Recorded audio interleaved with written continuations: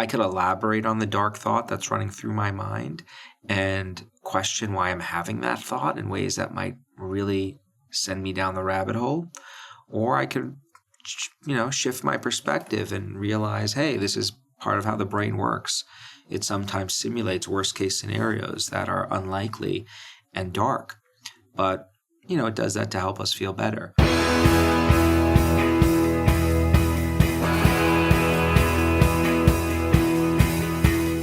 Welcome to The One You Feed. What if I told you that everything you've been taught about emotions, how to control them, avoid them, or even embrace them, might be too simplistic? Today I sit down with Dr. Ethan Kross, author of Shift, Managing Your Emotions So They Don't Manage You, to explore a different way of thinking about emotions, not as enemies to conquer or burdens to bear, but as tools that, when understood, can actually work for us instead of against us. I've spent years trying to navigate my own emotional landscape, sometimes avoiding, sometimes overanalyzing, often caught between the two. And if you've ever felt like you're either suppressing emotions or drowning in them, this conversation will give you a more nuanced, more effective way forward. We'll talk about the myth of one-size-fits-all emotional solutions, why controlling your emotions isn't as simple as we think, and practical tools, what Ethan calls shifters, that help you move from emotional chaos to clarity. This is The One You Feed. I'm Eric Zimmer, and if you've ever wished for a better way to work with your emotions, you don't want to miss this one. Hi, Ethan. Welcome back. Hey, it's great to be back. It's been too long. Yeah, I don't remember when it was, but I remember your interview very well, and your book Chatter is one that I go back to often because there were so many really useful ideas in it. And your new book lives up to it, right? It's great. It's called Shift, Managing Your Emotions So They Don't Manage You. And we're going to get into the book in a moment, but we'll start like we always do with a parable. In the parable, there's a grandparent who's talking with their grandchild, and they say, in life, there are two wolves inside of us that are always at battle. One is a good wolf, which represents things like kindness and bravery and love. And the other is a bad wolf, which represents things like greed and hatred and fear. And the grandchild stops, and they think about it for a second. They look up at their grandparent, and they say, well, which one wins?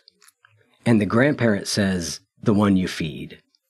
So I'd like to start off by asking you what that parable means to you in your life and in the work that you do. The parable is so relevant to the theme of shift that we're going to talk about today. It's really remarkable. When I hear the word "which wolf you feed," what it raises in my mind is the importance of being really deliberate about how you engage with those different forces in your lives, and not just haphazardly, kind of shoving nutrients down either one's throat, depending on what's available, but being pretty careful about what you shop for and how you interact with them. Because one theme of shift, and a general point that I believe very strongly in, is that when it comes to our emotional lives, the two wolves, they're both valuable companions throughout our lives. And we don't want to get rid of one. We want to make sure that we are in their presence for the right amount of time and in the right circumstances. And so I don't actually want one wolf to win. I want each wolf to know when they're supposed to be there with me, protecting me. And protection, I think, is relevant here too, because I think of emotions, all of them, as tools we use to navigate the world. All of them are useful when they're triggered in the right proportions, not too intensely, not too gently, not too long. They don't last too long, they don't last too short, but in the right proportions, all of our emotions serve a vital function. And I think the real challenge we all face is to figure out how to keep our emotions in that sweet spot zone where they're working for us rather than against us. I think that is a big problem we face on this planet for most of us, and I think we've learned a lot about how to solve that problem. Yeah, and I think most people who've thought about this very much and I don't mean scientists like you, I mean just average people who've thought about this too very much, realize that like we can go to two extremes, right? We can go to one where we're trying to push away any emotion we don't want. Like, this is a bad emotion, don't have it, avoid it, leads to all kinds of problems. And the other extreme where we just let whatever emotion there is drive our lives, neither of those are ways that are useful. And your book is a really good way of walking through what are some strategies that allow us to take the best of what emotions have to offer without getting the worst of what they can offer if we let them completely run the show. Yeah, that's exactly right. Great characterization. We should have contracted you to write the book flap copy. I mean, like we have this, all of us have this bias to think in terms of categories, in terms of like white and black boxes, right? Like good, bad. It's easy to make sense of the world in that way. And we apply that way of thinking reflexively to our emotional worlds too. There are good emotions, there are bad emotions. You should always strive to be positive and not negative. Avoidance is always toxic. Be in the moment all the time. No, no. Yes. It's a whole lot more beautifully complex than that. And I don't think that should scare us away. I think we should embrace that beauty that is in the complexity. I was just talking to someone else about our wonderfully diverse emotional lives. I mean, Eric, do you doubt for a second that your emotional experiences on this planet are unique from every other human being? In the sense of the unique combinations of emotions you've experienced, when and how you've experienced them, and so forth and so on? No, I think it's obvious that there are ways in which, you have an emotion, I can understand it because I've had it and vice versa, but varying degrees. And when we get into talking about that there's more to an emotion than just a feeling, that there are cognitive pieces that go with it, there are behavioral pieces that go with it. Once you start introducing that level of complexity, you're right. We're all different. And that's one of the things that I love about this book, and that you say it early and you say it often, which is there are no one-size-fits-all solutions to our emotional problems. And I think that is really so important, and something that took me a while to fully really understand. I think it is critically important, and I think it is liberating. It is liberating for me to know that if the tools that are working well for my buddies don't work well for me, no problem. There are lots of other things that I can do to manage my emotions. I think it takes a lot of us some time to understand that, because there's this seductive appeal to thinking that there are one-size-fits-all solutions, because that would make things really easy. And I mentioned this in the book, but we're governed by this law of least effort. Whenever possible, we're looking for the easy way out in life. Because in terms of being an organism, it's easier for us we want to conserve our resources. Right? So easier is better. But I think Einstein said this. We should fact check it. So we'll give it to Einstein, but we'll allow for the fact that someone else may have said it. It's this wonderful quote. You should make things as simple as possible, but no simpler. That's a deep, deep statement. Right? We should make it as easy as possible to manage our emotions, but let's not oversimplify it to the point where we're actually doing harm. I love using the metaphor of physical fitness and exercise to really hammer home why this no one-size-fits-all solutions idea can be a lot more intuitive than we think. Nowadays, lots of people exercise. It's kind of normative to stay in shape for one's health. If I look in my social circle at the different ways my close friends exercise, all of us have different routines, right? We're all doing different kinds of things. And even within the kinds of exercises that we are engaged in, let's say it's weight training, there are lots of different exercises that we utilize. I don't go to the gym, Eric, and lift curl dumbbells to make my biceps bigger for 45 minutes straight. That would not make any sense, right? That would be silly. But that's using one exercise to achieve the goal of being mentally fit. Why would we think that one exercise, meditation, being in the moment, talking to other people, whatever it is, choose your favorite, would likewise help us be emotionally fit.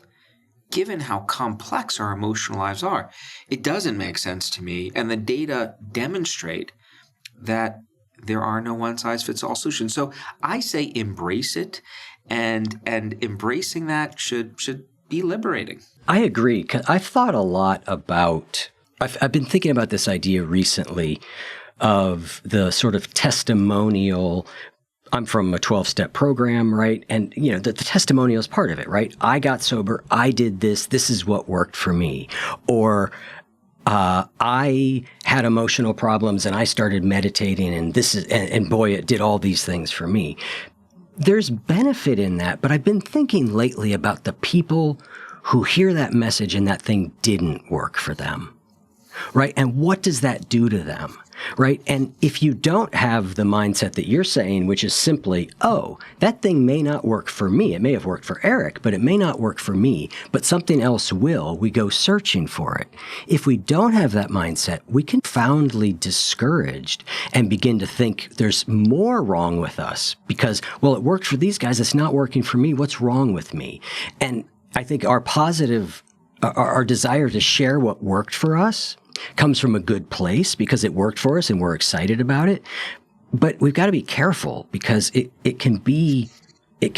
doesn't land on everybody in the same way.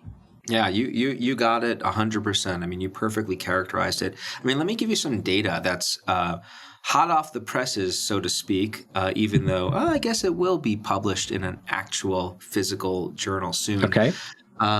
So we did these studies during COVID. It took us a while to finish analyzing them.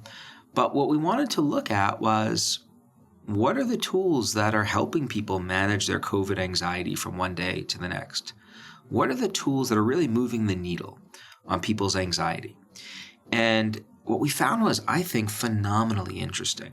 So each day we would ask people to rate their anxiety and also to indicate which of a slew of different healthy and unhealthy tools they use. And we covered a very broad space.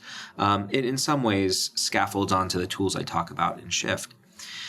What we found was there were tools that help people, but there was enormous variability. So number one, most people in general didn't do one thing to help them feel better. They did between 3 and 4. They used 3 and 4 different tools each day, right? So they're not just curling dumbbells for their biceps, they're also doing chest press and running and sit-ups.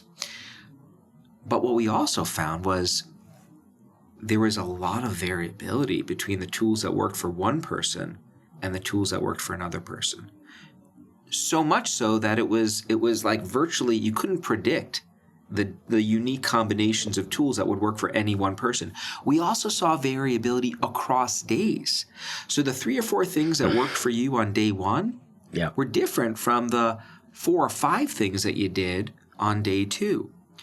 And so this just makes this point that, if we're looking for single shot solutions that are working for everyone across the board, we're very likely to not be successful. Yeah, I remember this conversation clearly in a 12-step meeting, and there people will get fundamental or dogmatic about anything, and people get fundamental and dogmatic about 12 steps. And somebody was saying, look, it's like a recipe. You follow the 12 steps, you get this. It's like cooking brownies. You get the thing, and I said, people are not brownies, for God's sake. I think we're a little bit more complex than a brownie. And even a brownie, I could give you 5 variables that could play into how that brownie comes out. On the hardness of your water and the temperature and the humidity, and is your oven calibrated? And even on a brownie, it's not that easy. And it just, so I clearly feel strongly about this. Let's pull that thread a step further, because I feel strongly about it too. And I think this is just such a critically important issue, because I think if we get this part right, learning about the different tools, comes easy. You're motivated to do it. You're talking about a brownie, and I think most people who are brownie connoisseurs, of which I consider myself to be one, and by that I mean I love brownies and I've sampled many, there's huge variability. There sure is. In how tasty a brownie is. And that variability is determined in part by the ingredients that compose the brownie and how skillfully they are assembled, as well as the taster and the unique taste buds that they have and how they process those, brownies that they're trying. You want to tell me that an emotion is on the same level as a brownie in terms of complexity? Right. Like, come on. Yeah. Right? Think about how unbelievably distinctive our emotional lives are. It's not just that we are experiencing the, anger and anxiety and sadness. Those labels that we're using capture a whole different slew of different emotions of various gradations that differ from one another and in slight ways that may be meaningful. We also often experience emotions that are blending together. So, yesterday some good news came in, and there was this opportunity that I was really excited about. It came out of nowhere, and I was initially elated. And then the elation was there, and then I had this recognition of what I had to do during this engagement. I was like, oh no. And now I'm like overcome with dread, right? And then I go back and forth. So now we're having a mixed emotional response. Like, there's such complexity here. So it just doesn't make sense, I think, when you break it down, that there'd be this single solution. So let's embrace it.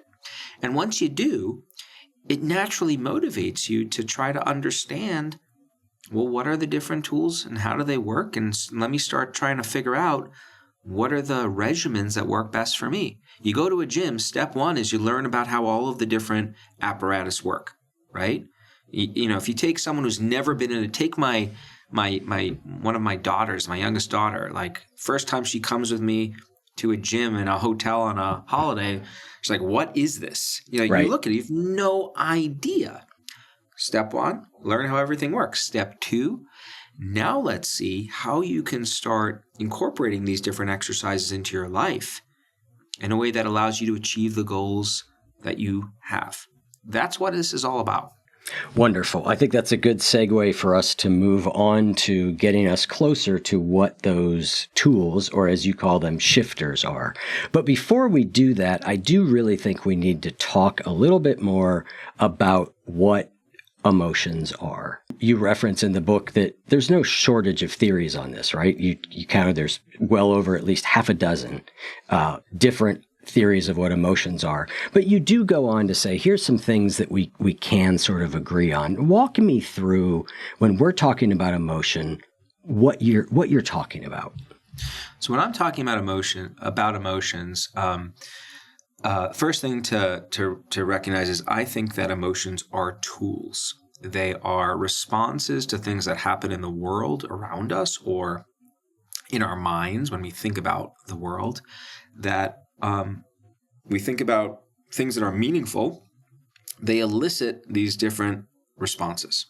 And those responses that are elicited, these emotions, are typically activated to help us manage the situations we are in. You could think about emotions like little software programs that are getting loaded up to help you deal with the situations you're in. And emotion's an umbrella term because when you experience an emotion, it activates what we call a loosely coordinated set of responses. So your body starts to react in a certain way. When you're anxious, you might experience this fight or flight response. Your attention narrows on the threat at hand, so you could zoom in on it. You may have a particular kinds of motor behavior. So if we stick with anxiety as an example, clenching is often an example of that. Mm-hmm. And it's also visible to other people. Why might that be? Well, we're a social species, and it can be useful to learn how other people are feeling. That gives them information so that they can respond accordingly, maybe to approach or avoid you. So if the emotion is calibrated properly, not too intense or shallow and not too long or short, it can be very helpful, even the bad ones. And so I like to point out how the bad emotions can be useful. Anxiety helps you prepare for a threat. Like, when I think about the misses in my life professionally, they're usually engagements where I wasn't at all anxious before. I had nothing motivated me to prepare for them. Anger. We experience anger when we perceive some violation of our understanding of how things should be, and there's an opportunity to fix the situation. That elicits an anger response. So if I see my daughters do something dangerous, I'm going to get angry, and that's going to motivate me to approach this situation and make sure it doesn't happen again. Sadness. Sadness is one that some people often struggle to think about how it can be adaptive. I think sadness is kind of beautiful.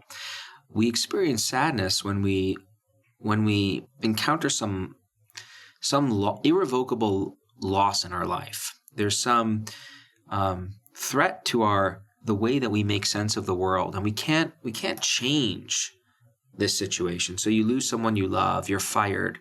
That has implications for how you think about yourself and the world. And you can't fix it. There's nothing you could do to get that person back. And so what sadness does is it motivates us to turn our attention inward, slow down physiologically, turn our attention inward to start trying to do the difficult cognitive work of now making new meaning given the circumstances at hand. And we often withdraw to do that so that we could spend time kind of reflecting on the situation. That can be a little dangerous though, right? You're in a negative state, you're going off alone.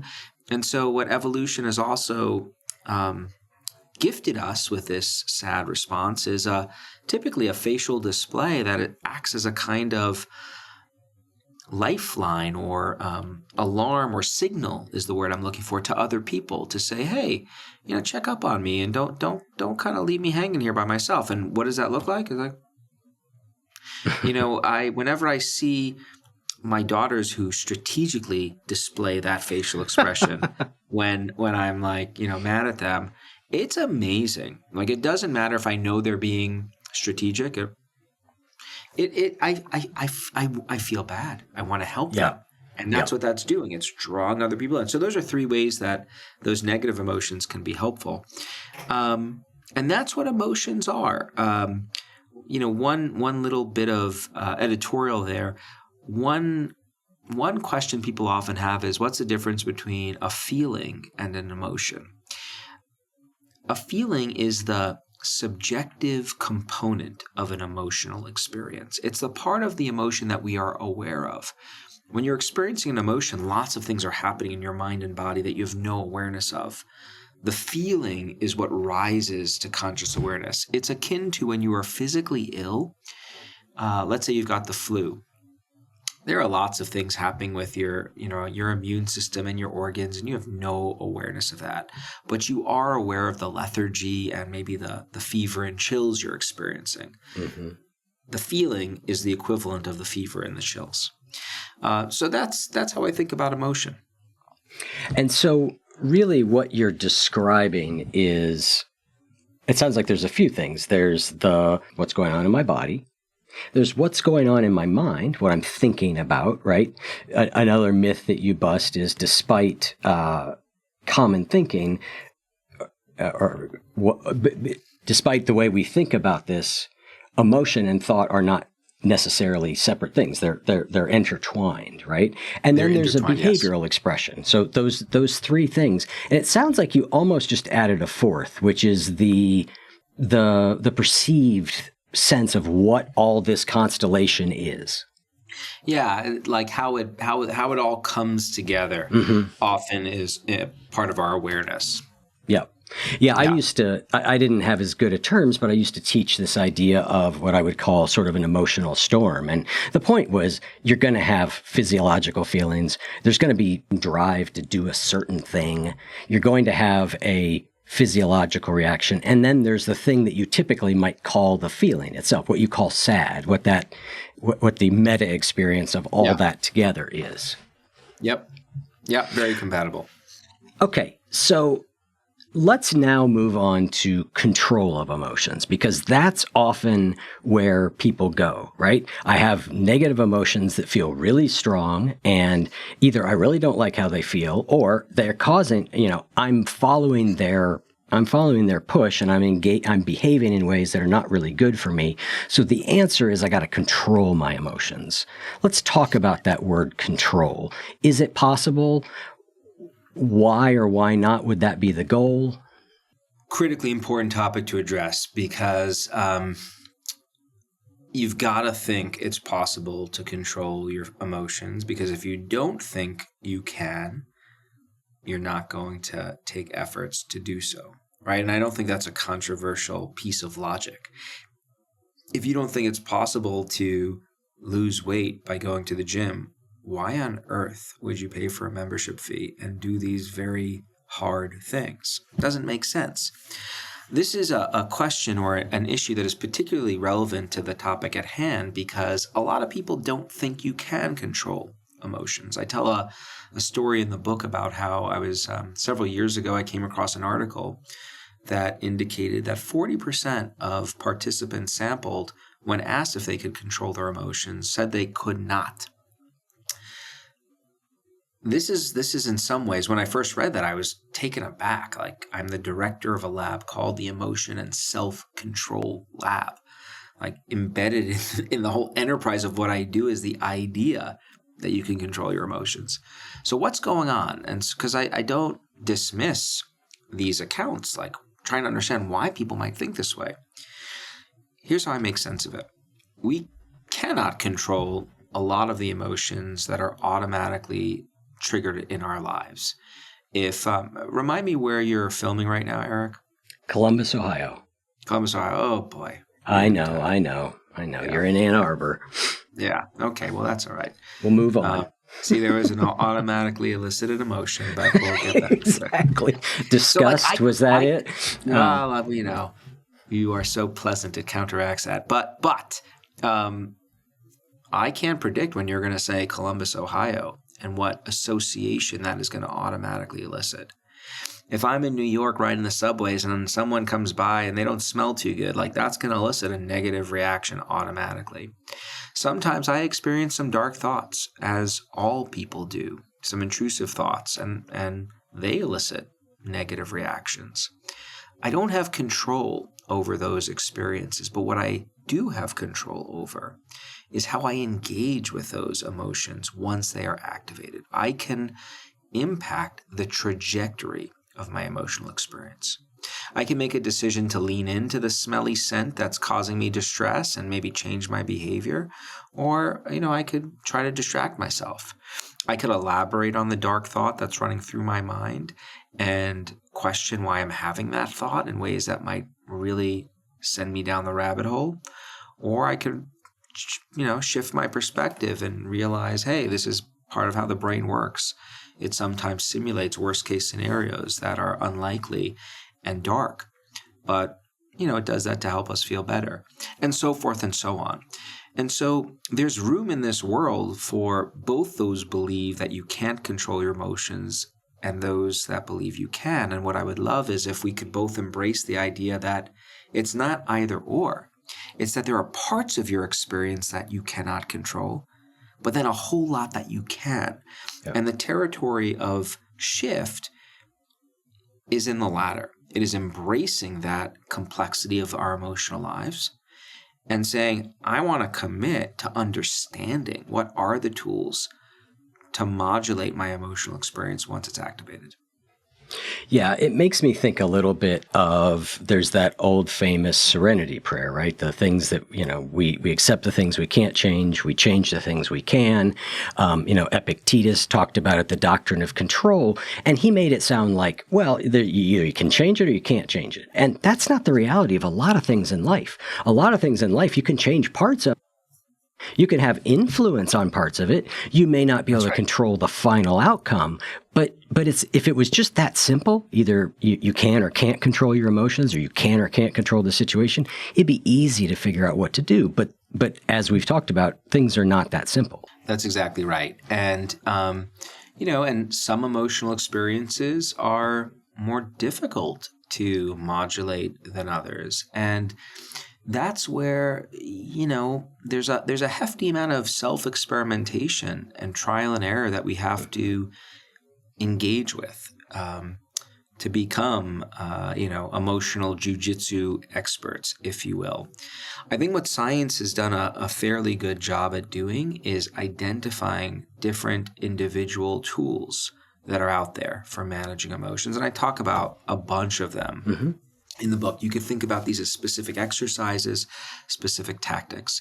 What we have not yet done is figure out how these tools optimally combine to help different people struggling with different situations. I wish we had this knowledge base. We do not. We're looking at this in my lab and several others, and I hope in 5 or 10 or 15 years we've made some progress there. It's a really exciting scientific question, but until we get to that point, there are things you can do. And what they involve doing are familiarizing yourself with the tools and then start experimenting with what works uniquely for you. Right. And I think that's so important, is that it can be useful to know what the tools are and to start, all right, I tried this. Like, for example, we're going to get to some of these tools. One of the tools is cognitive. You change how you think about the situation. And sometimes that's magic. You just immediately like, oh, I was, it's the classic example. It was used in Buddhism. You're walking at night and it's dark and you see something on the ground. You think it's a snake. You're terrified. You shine your flashlight. You're like, oh, it's a rope. Problem solved, right? Motion gone.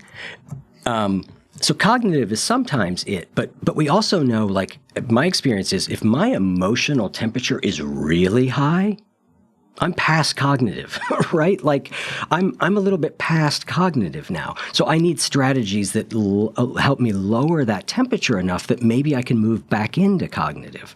And so I think that, what you're saying makes a lot of sense. So let's move into, let me just say, Eric, because you said that so beautifully. Those are precisely the kinds of decision rules that we want to help people discover for themselves. Like, so if my intensity is above a certain level, like, I'm not going cognitive, I'm going another route, because there's no point. The cognitive's not going to help. For me, it's not that I don't go cognitive, I go to someone else when that happens. And the someone else is often capable of helping me go cognitive. So we're both similar in that there's a tipping point where a tried and true tool no longer is useful for us temporarily. But then where we go from there might differ. Yeah. And those are the unique profiles that we want to help people discover. And I that should be a fun enterprise. Yeah. I made an attempt years ago and promptly stopped attempting, although I think it's what you're talking about. And it was sort of like a flow chart. It was try this, and if that doesn't work, go here. But if this does this, go there. And suddenly I was like, hang on a second, like this flow chart is getting out of control. This was, and like you said, sometimes the flow chart goes a completely different direction. But let's make sure we get to tools here. So we've sort of set up what work, some of the things that don't work, some ways of thinking about it. Let's get to offering people some actual tools that allow them to shift. So I think the first one maybe, and maybe we can make it through each of them if we're quick enough, which is not my strong suit, but we will try. And the first one is attention. So attention, think of attention as our mental spotlight. It's what we're focusing on and what we become aware of. And things that are in your attention activate emotional responses. And once you get things away from your attention, the emotional responses tend to turn off. Now, what's interesting about attention is it's been extensively studied, and there are strong beliefs that people have about the role it plays in managing our emotional lives. In particular, there's a very strong belief that we should not avoid the big problems in our lives. We should instead approach them and face them head on. Because if you avoid them, they're just going to linger and metastasize. And when you come back to them, they're just going to be just as big, if not bigger, and they're going to blow up. This was interestingly one of the first lessons that I remember my parents teaching me about coping. Our parents are some of the first educating agents about emotion regulation in our lives. And it's a message that was then reinforced when I got to graduate school, and I came across tons of research and professors who talked ad nauseum about the perils of chronic avoidance. I think we've overgeneralized, though, because avoidance at times, research shows, can actually be quite helpful. Being strategic about when we approach and avoid turns out to be a really useful tactic for dealing with big emotional experiences. So let me give you a couple of examples. For a long time, I used to think that if I ever got into an argument with my wife and I was to blame, I'm really good at not being defensive and taking blame, maybe almost to a fault, but I do it. And I remember I would, I screw up in some way and it was really my fault. And I would try to think, okay, well, let's just fix the problem and work through it. And my wife, who is exceptionally regulated, but at times, if I screw up bad, gets upset, she wouldn't want to talk to me about it for a while. She needed some time to recover. But my temptation was always to just immediately work through and fix the problem and find a solution. It took me a while to realize that actually avoiding the problem for a while, sometimes even a few days, and then coming back to it at that point, it was like a godsend of an intervention for our relationship. Because when we came back to it later on, we were able to deal with it more effectively. So that's an example of how avoidance in the right dosages can actually be quite helpful. Now, I'm not advocating for chronic avoidance. The data showing that is harmful across the board is pretty definitive, but I think there's such a seductive allure to wanting to just nip that problem in the bud right away. I feel this really strongly in my own life. Yeah. And counteracting that by drawing away can be quite useful. I'm really good at drawing away. I mean, avoidance is like, it just comes natural to me. If there's an emotional situation going on between me and another person, I'm happy to avoid it indefinitely. And this gets to kind of what we've talked about, right? Knowing yourself. I know myself. If I'm in a situation and I'm not sure, should I approach or avoid? It's not always this way, but I know that my tendency is to avoid. So if I'm in doubt, maybe approach is the right thing. But when you were telling that story about you and your wife, it made me think of that old marriage advice, like never go to bed angry. I'm like, that is such bad advice. Like, it seems to me. Yeah, that's a perfect. I love the fact that you brought that up, Eric, because we got that advice at our wedding from a lot of people. Lots of elder statesmen and stateswomen said this to us.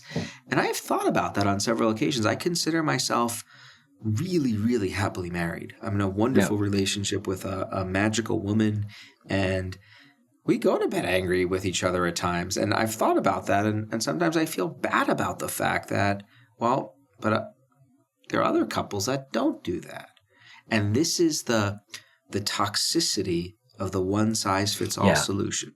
Yeah. Right? This is exactly the phenomenon you were talking about earlier. I never put it together before. But that just doesn't work for my wife and me. And that's totally okay. So what I do in this chapter on attention, though, is I give some guidelines for how to know when to avoid and when to approach and when to go back and forth. And there are some general principles out there that people can follow. And I won't walk you through all of them, but the basic point here is that we want to be flexible with the role that attention plays in our lives. It is a tool that can be strategically deployed. And the mistake that I think people often make is to be too rigid in how they deploy their attention, either always approaching or always avoiding. Mm-hmm. The sweet spot is often in between. Give us an idea or two of some guidelines for how to know when to do which. Okay, so let's say something happened and you take some space away and you find that you come back to the problem and it ceases to be a problem. Great, nothing more to approach. Just keep going with your life. Oftentimes, things happen that feel really big in the heat of the moment, and once you take some time away and let what we call your psychological immune system do its work, let time to pass, you come back and you realize this was nothing. It's not actually worth your effort. That's one indicator that avoidance is working just fine. Let's say you avoid something and you find that you just can't avoid it, because every time you try to take your attention away, thoughts keep bubbling up about this experience, and it's pretty disruptive. Well, then recognize that avoidance is not the right solution in that context, and maybe you need to approach and try to work through the experience or use a different kind of coping tactic. It goes without saying that unhealthy forms of avoidance I'm not an advocate of. So certain kinds of substance abuse and risky behavior, although those are often linked with temporary reprieves, they have a lot of other negative outcomes linked with them that I think you just don't want to get into. Approach can sometimes get you into trouble too, though. I gave you one example. If it's an interpersonal problem and one person isn't ready to talk about the issue and you want to, it can create huge amounts of friction if you keep trying to work through it. You may also be overcome with an emotion to the point where approaching and trying to work through it cognitively isn't going to serve you well, and instead lead you to just start spiraling into a chatter episode. I had a whole book on the perils of chatter. That's an indication of approach not working either. So there are here's when approach is working, here's when avoidance is working, and here's when you should go back and forth between the two. Yeah, and I love that you point that out, that there is a place for tactical avoidance. Not everything has to be faced in the moment. We don't always have to be present. We don't always have to be in the thing that maximally, affects our growth. There's a time and a place to just lick your wounds for a few minutes and figure out kind of the next steps. All right, let's move on to next, perspective, one of my favorite topics. Talk to me about the role of perspective in shifting emotion. Well, perspective really gets at, let's try to just make clear to folks who are listening how attention and perspective fit together in our worlds. If we think of the mind like a camera, attention's where we point the lens, but then perspective is how we adjust the lens, how we filter the incoming information. And we have this remarkable capacity to filter and distort in lots of different directions whatever's incoming. And that's a really important skill, because although deploying our attention away from things can sometimes be really helpful, sometimes we can't. We're in a circumstance where we have to face the things that are bugging us. What's interesting about perspective, and the reason I called this chapter perspective shifting, not cognitive shifting, is because of the following. We're often told to change the way that we think, to change the way we feel. This is a mantra of the cognitive approach, the cognitive movement in psychology. But one of my favorite memories of talking about this issue with friends, we were driving home from dinner one night, my wife and I and another couple in the back seat, and the husband was experiencing some difficulties at work with other people.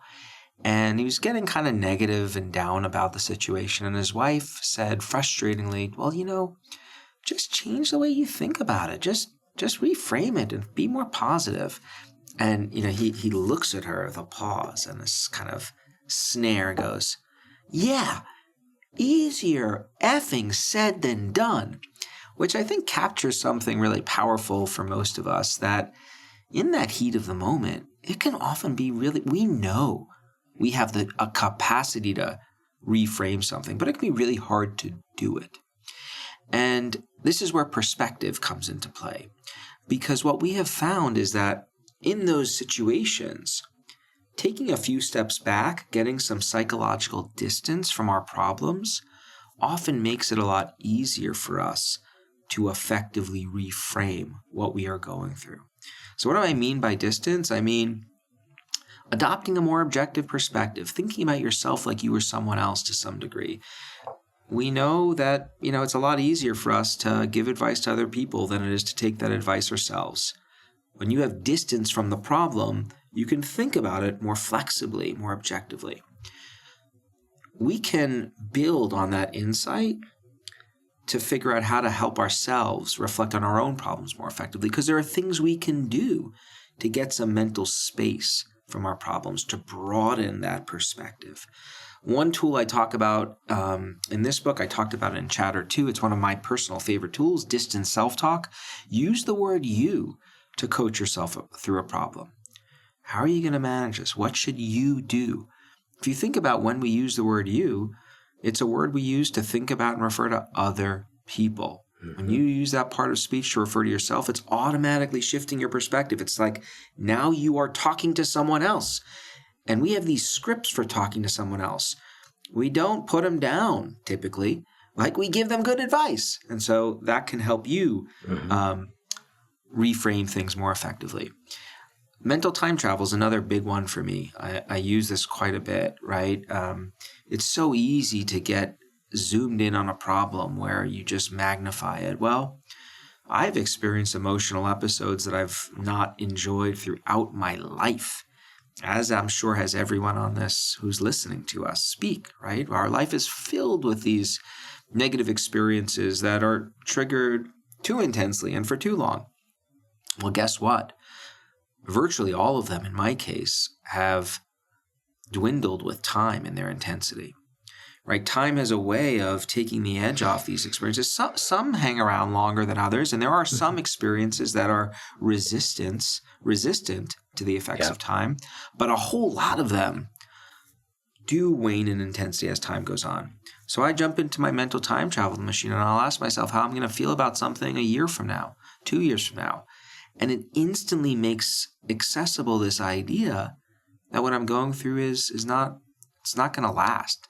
Yeah. That's really anxiolytic. That really takes the temperature down in my response. I'll also go back in time.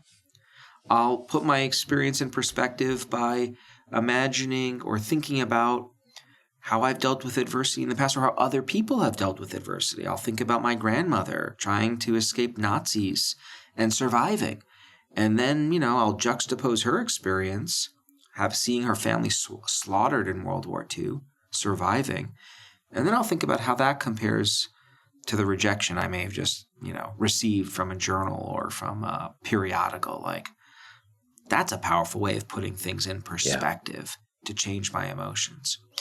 And those are just some of the tools. There are many others, but one real asset that I think I have, I'm often asked if I ever struggle with emotions. Of course, at times I'm a human, pinch, right? I like everyone else. I am good, though, at reining those responses in when they're triggered because I know what to do. I know I can strategically travel in time this way or that way, or talk to myself this way, or deploy my attention, and that is a gift I'm really grateful for, and it's something that I hope readers take away from this book. I wanted to pause for a quick Good Wolf reminder. This one's about a habit change and a mistake I see people making. And that's really that we don't think about these new habits that we want to add in the context of our entire life, right? Habits don't happen in a vacuum. They have to fit in the life that we have. So when we just keep adding, I should do this, I should do that, I should do this, we get discouraged because we haven't really thought about what we're not going to do in order to make that happen. So it's really helpful for you to think about where is this going to fit and what in my life might I need to remove. If you want a step-by-step guide for how you can easily build new habits that feed your good wolf, go to goodwolf.me/change and join the free masterclass. Yeah, I think you're right. Having those tools, and the more you use them, the more they become, you automatically turn towards them. Like I seem to have an automatic like the time travel one, right? I almost this question that I heard it years ago, and I was like, oh my God, that's brilliant. Which is this going to bother me in like 5 hours, 5 days, 5 months? And I just now think of that question whenever I start to get bothered. And the answer is that most of the time the answer is no. It's not going to bother me in 5 hours. Probably not 5 weeks, 5 months. But if it is going to bother me in 5 months, that is a pretty good indicator to me that this thing deserves my time and attention. So the answer isn't always that just makes, you go out to cosmic view and you see that everything is a speck of dust. Sometimes I go, oh, it still does matter. Okay, good. Yes. Then this is worth thinking about. So exactly. There's always information you derive from engaging in that exercise. Yeah. So let's move on to shifting your environment. So environment, I love this work. there are tools for managing our emotions like sprinkled in the world around us. They're kind of like Easter eggs. You just got to know where to find them. And there are a couple of ways that I zoom in on in the book on how you can be more strategic with how you engage with your environment to your betterment. One thing I point out is that a lot of us, I think, take for granted that we attach to certain people in our life, either in a secure way or maybe a less positive way. But other people can be sources of resilience. Their mere presence. Mm-hmm. These are security figures. Being around them provides us with a source of resilience. Well, it turns out we can attach to places too, in both the positive and the negative directions, I might add. But thinking about places in our lives where we find restorative, where we have these positive attachments, they can be a source of resilience during times of stress. And so if I think about the neighborhood I live in, there's the Arboretum, there's the tea house where I wrote my first book, there's my office on campus. Every time I'm in those spaces, they fill me with a sense of positivity that is comforting. And that can be another source of another kind of regulatory tool. You can, of course, take this even further. I've just pointed out ways of navigating one's immediate environment that are accessible to most. You can also travel. I think it's not surprising that people travel to different destinations. Like travel is a lot of people do on vacation to restore, right? Yep. And so there's certain places you go to have that kind of emotional experience. More locally, within your home, there are also ways of interacting with your environment. You can either add features to your space or take features away. Add features to your spaces to elicit desired responses, or remove features to get rid of undesirable responses. So photographs, I talk about some research we've done which shows that glancing at pictures of loved ones, actually, after you're dealing with, if you've had a bad experience, you micro glance at those pictures and it speeds up the rate at which you recover emotionally. What's happening there is you look at that picture and it activates mental representations, thoughts and feelings you have of those people, and the positivity that is linked with it helps you feel better. So, after we did that science, I went on a shopping spree, got lots of picture frames, printed out pictures, and now they're all around my offices. Plants, we know that green spaces are a source of restoration. They gently draw your attention away. You find them restorative. They capture your attention. I typically have plants in my offices and windows that face green spaces. If I can't get windows, I put up pictures of trees. I also have tried to remove triggers from my environment that elicit undesirable responses. So for me, I tell a story in the book. Some people think I'm joking. It's a true story of however, when we have parties, like football watching parties, we get pizza. It's my favorite food in the world. If I see a slice of pizza, I turn into like a rabid animal. Like I Cookie cannot Monster? resist. Oh my God. Hungry Mungry. You familiar with the Shel Silverstein poem? I don't know Hungry Mungry, but I do know Cookie Monster. Yeah, well, that's me. If I see pizza, it doesn't matter what form it's in, what style, like I'm there. And it becomes paradoxically even more attractive as the minutes of the day pass. So past 8 o'clock when I shouldn't be eating anymore, it's like, oh, even better. The colder, the better, right? Not good for me. So I get rid of it.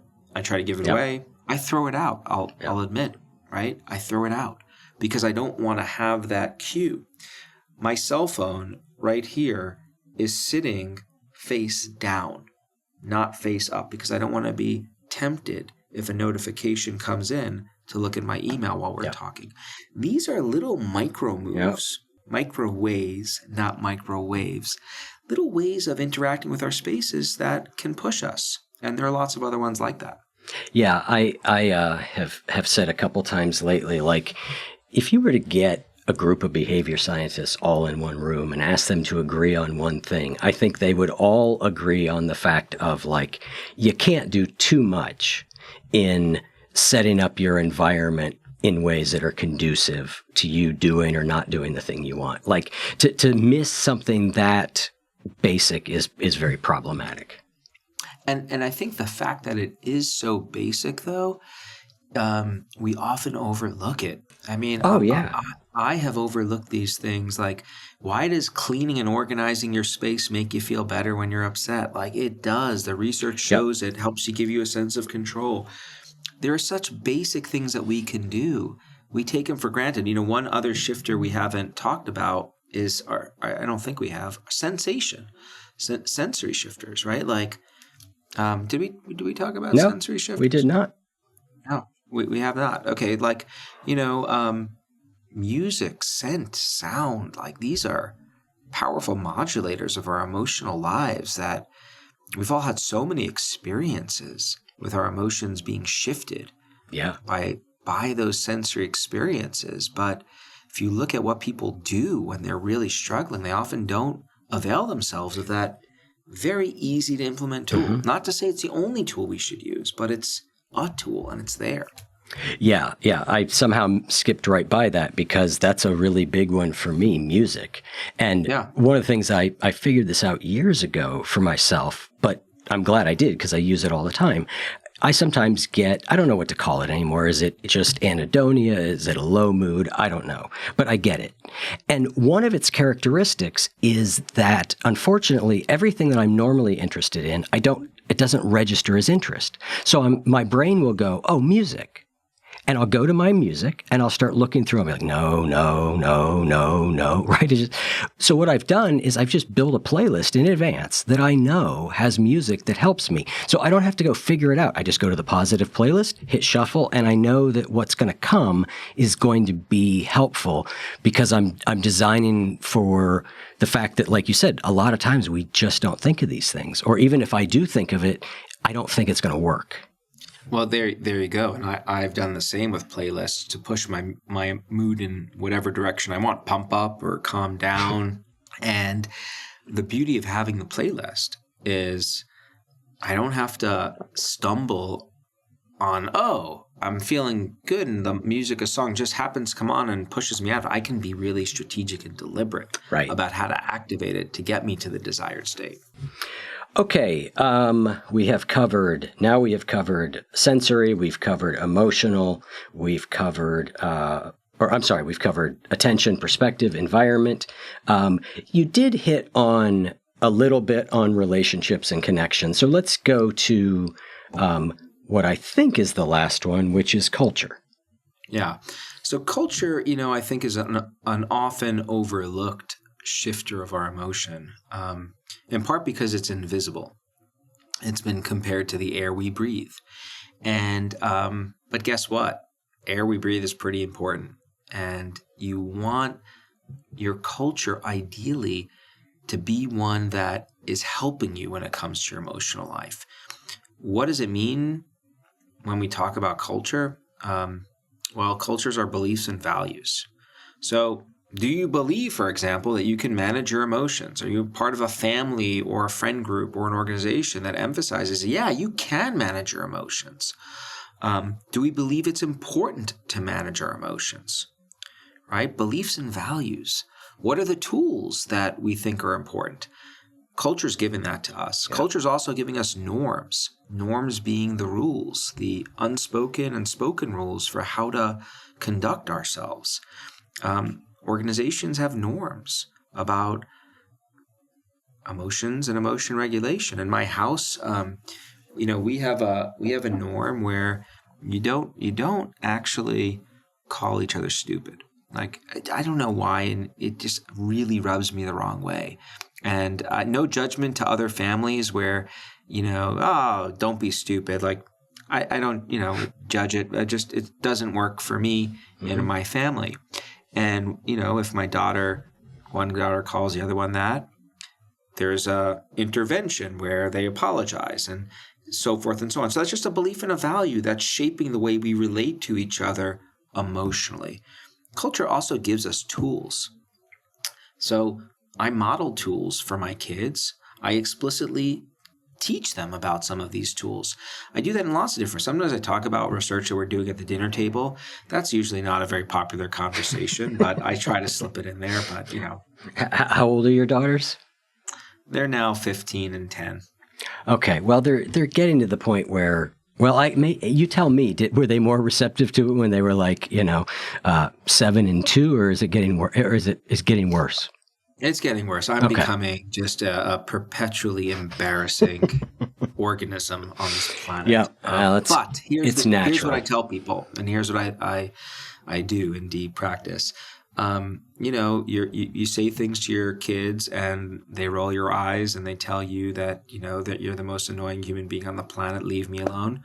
Great. They're normal kids. Keep on saying the stuff to them, because it does penetrate their awareness. And I've seen my daughters, begrudgingly they admit it, but they use the tools that we give them, and they benefit from it. My oldest daughter's a diver, and at one point she was a little concerned about like elevating up to like this, what I think of as a death-defying height, jumping off and doing stuff. And I said, hey, why don't we talk about it? I do research on this. Oh, leave me alone. And then a couple of weeks later, she succeeded. She fought through the fear, and she rose to the occasion. I said, oh, well, what did you do? And she just spouted off like a bunch of the different tools that we've talked about over the time. So that was a major parenting victory that I will take with me. Absolutely. Hang on to that one. Yeah. Hang on. But that's culture, right? Culture, beliefs and values, norms, and practices, tools. Here's the interesting thing about culture. Sometimes we find ourselves in cultures that are just humming for us. They're resonating with us. They are, they have the same values that we as individuals have when it comes to how we think about our emotions, and our emotional lives are giving us tools. It's working well. Sometimes we find ourselves in toxic cultures that are not leading us to feel the way we want. They don't value emotions and emotion regulation. And in some cases, you might want to leave that toxic culture if it's really affecting you very powerfully. But the other thing you can often do is you can work to change the culture. And once you understand how to break culture down, beliefs, values, norms, practices, it becomes, I think, more manageable to think about how to do that. And so culture is a powerful tool for your day-to-day emotional life, but it's also a really powerful tool for how to affect other people that you care about. That makes a lot of sense. I thought maybe we would end. I really wanted to talk about from knowing to doing, but we're running out of time. So I wondered if you could just walk us through you sort of bringing some of these tools together. You do it late in the book where you talk about there being, your kids' school getting canceled because of a threat, and how you sort of brought a couple of these different tools together to sort of manage your emotions or work with your emotions, and maybe as a way of sort of putting everything we've talked about disparately into one sort of story. With the threatening letter. Yeah, and how you kind of work through that.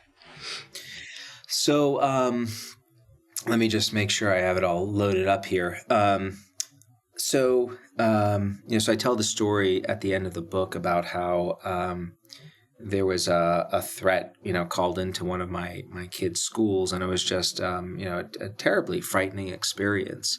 And I used a lot of the tools that we're talking about to manage my emotions in that situation. So I resisted the temptation to co-ruminate endlessly about what was happening with some of the other parents.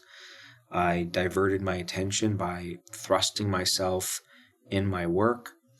I sought out some comfort by talking to a friend who is also an expert in this space, who could help broaden my perspective about the probability of a bad thing happening.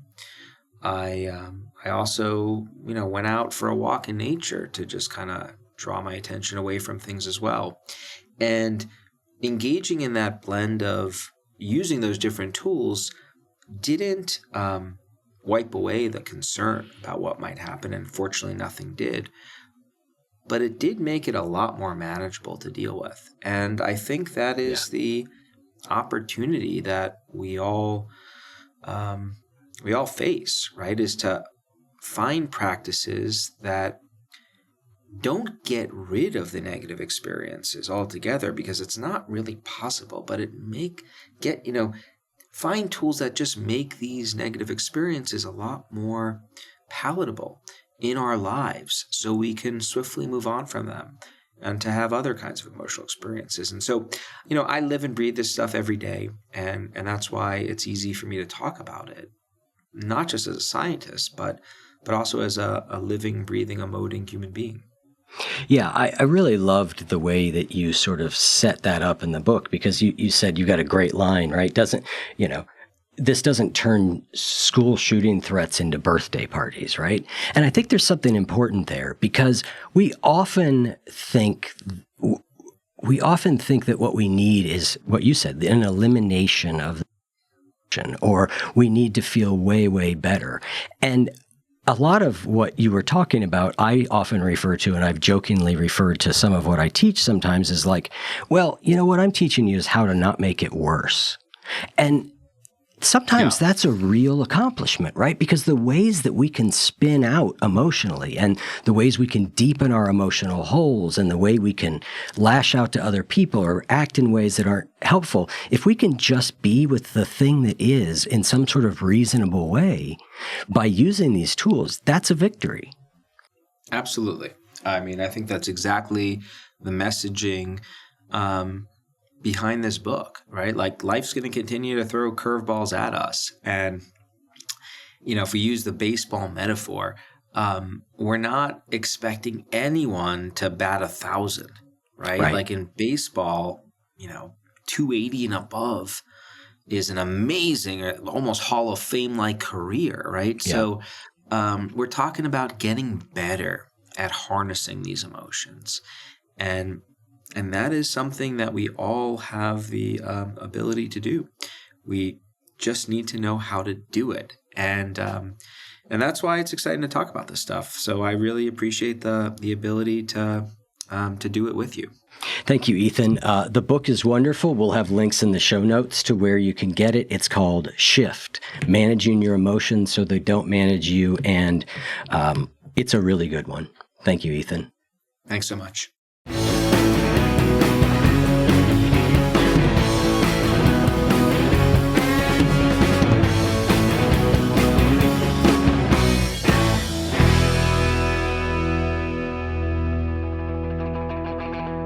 If what you just heard was helpful to you, please consider making a monthly donation to support the One You Feed podcast. When you join our membership community with this monthly pledge, you get lots of exclusive members-only benefits. It's our way of saying thank you for your support. Now, we are so grateful for the members of our community. We wouldn't be able to do what we do without their support, and we don't take a single dollar for granted. To learn more, make a donation at any level, and become a member of the One You Feed community, go to oneyoufeed.net/join. The One You Feed podcast would like to sincerely thank our sponsors for supporting the show.